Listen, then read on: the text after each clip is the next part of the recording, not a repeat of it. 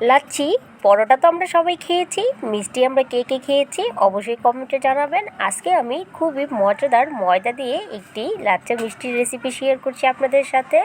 I hope আপনাদের ভালো লাগবে। তো সবাইকে আবারও স্বাগতম জানাচ্ছি নুসরাত কুকি ভিডিওতে। তো এখানে আমি কি লাগছে মিষ্টি তৈরি করার জন্য এগুলো দেখিয়ে দিচ্ছি। সর্বপ্রথমে এখানে নিয়েছি মেজারমেন্ট কাপের 1 কাপ ময়দা, আরও 1.5 কাপ, অর্থাৎ সব মিলিয়ে 1.5 কাপ ময়দা নিয়েছি আমি। তারপরে এখানে দিয়ে দিচ্ছি হাফ চা চামচের মতো বেকিং সোডা আর বেকিং পাউডার, আর দিয়েছি এখানে ব্যালেন্সের জন্য লবণ। তারপরে রান্নার রেগুলার তেল, এটা দিয়ে দিয়েছি এখানে আমি 4 টেবিল চামচের মতো। এখন তো সব কিছু দেওয়া হয়ে গিয়েছে। এখন আমি সব কিছুকে খুব ভালো করে এভাবে হাত দিয়ে ঘষে ঘষে এগুলোকে মিক্স করে নিচ্ছি।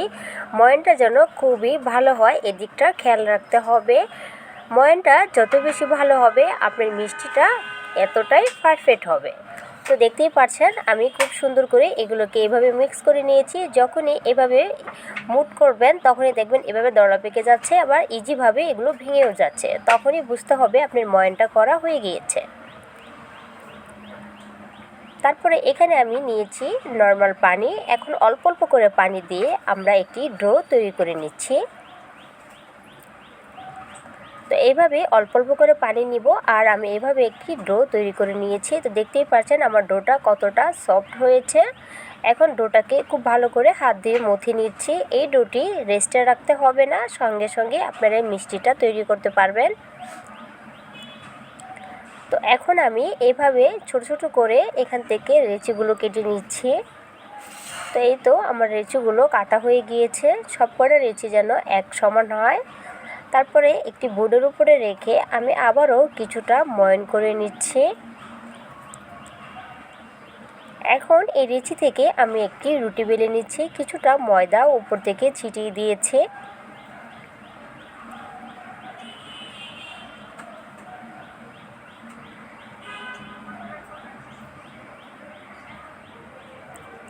তো এই তো আমার রুটিটা বেলা হয়ে গিয়েছে।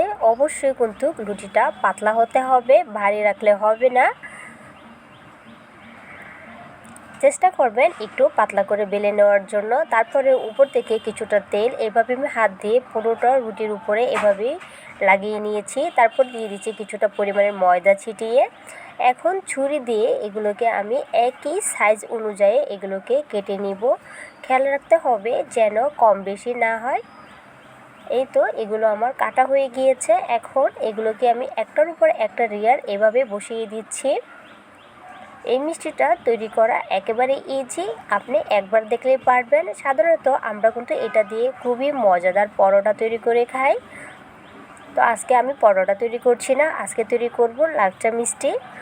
তারপরে এভাবে উপর পাশটা এভাবে ফোল্ড করে নিয়ে তো নিচের যে অংশটা আছে এটা আমরা নিচে এভাবে দিয়ে সিল করে 2 হাতে প্রেস করলে আমাদের মিষ্টিটা একদমই তৈরি। তারপরে এভাবে হাত দিয়ে একটু ছড়িয়ে দিলেই লেয়ারগুলো খুব সুন্দরভাবে সাইড দিয়ে মেলে যাবে। তো দেখতেই পাচ্ছেন কত সুন্দর করে আমার একটি মিষ্টি তৈরি হয়ে গিয়েছে। তো একই প্রসেসে সব কটা মিষ্টি কিন্তু আমি এভাবে তৈরি করে নিয়েছি, হাত দিয়ে আরেকটু প্রেস করে দিয়েছি। তারপরে চলে যাচ্ছে চুলায়। আগে থেকে একটি কড়াই আমি হাই হিটে তেলটাকে গরম করে রেখেছি। তেলটা যখন গরম হয়ে যাবে তারপরে চুলাটাকে অবশ্যই কিন্তু একদমই কমিয়ে রাখতে হবে। তারপরে এক এক করে সেই মিষ্টিগুলো আমি তেলে দিয়ে দিচ্ছি। এগুলো ভাজার সময় আপনি কিন্তু একদমই চুলাটাকে লো মিডিয়ামে রেখে এগুলোকে ভাজবেন, কেননা এটা অনেকটাই ভারী, যেহেতু অনেকগুলো লেয়ার দেওয়া ভিতরে। এর জন্য যদি চুলার ফ্লেমগুলো বাড়ানো থাকে তাহলে খুব শীঘ্রই এটা কালার চলে আসবে, আর ভিতরটা খুব ঠিকমতো ভাজা হবে না। এর জন্য একটু সময় নিয়ে এগুলোকে ভাজতে হবে। তো যখনই আমার একটি সাইড হয়ে যাবে আমি এভাবে এগুলোকে উলটপালট করে দিচ্ছি।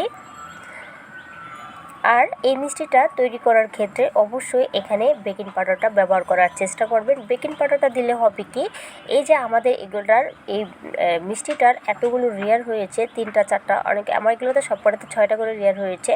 তো বেকিং পাউডারটা দিয়ে আমরা যখন তেলে এগুলোকে ভাজবো এক এক করে পার্টগুলো খুব সুন্দরভাবে খুলে যাবে। তো দেখতেই পাচ্ছেন খুব সুন্দর একটি কালার এসে গিয়েছে, তার মানে এগুলো আমার ভাজা হয়ে গিয়েছে। এখন এগুলোকে আমরা তেল থেকে উঠিয়ে নিচ্ছি। তো উপর থেকে দেখেই বোঝা যাচ্ছে লেয়ারগুলো যে কত সুন্দরভাবে পার্টভাবে খুলে গিয়েছে, তেলটাও ভিতরে খুব সুন্দরভাবে ঢুকেছে, যার জন্য ভিতরেরগুলো সুন্দর ভাজা হয়েছে। এখন আমি একটি ছাঁকনিতে এগুলো উঠিয়ে তেলটাকে ঝরিয়ে নিচ্ছি। তারপরে আবারও একটি হাঁড়ি বসিয়ে দিয়েছি চুলায়। এখন আমি এখানে শিরা তৈরি করব। শিরা তৈরি করার জন্য এখানে আমি মেজারমেন্ট কাপের 1 কাপ নিয়েছি চিনি, একই কাপ দিয়ে মেপে দিয়ে দিচ্ছি পানি। এখন চিনিটা গলে যাওয়া অবধি অপেক্ষা করব। আর এখানে ফ্লেভারের জন্য দিয়েছি 2টো এলাচ।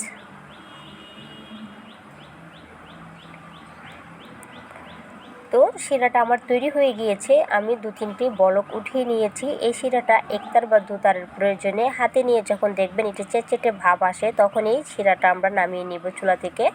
তো এখন চুলা থেকে শিরাটা নামিয়ে নিয়ে গরম অবস্থায় আমি এক এক করে মিষ্টিগুলো দিয়ে দিচ্ছি। এভাবে একটি চামচের সাহায্যে এগুলোকে একটু উলটপালট করে দিচ্ছি যেন মিষ্টিটা খুব সুন্দরভাবে স্যুপ করে। শিরাটা কিন্তু ঠান্ডা করে দিতে যাবেন না, অবশ্যই যেন শিরাটা গরম থাকে। এই পর্যায়ে কিন্তু আমরা শিরাতে মিষ্টিগুলো দিব।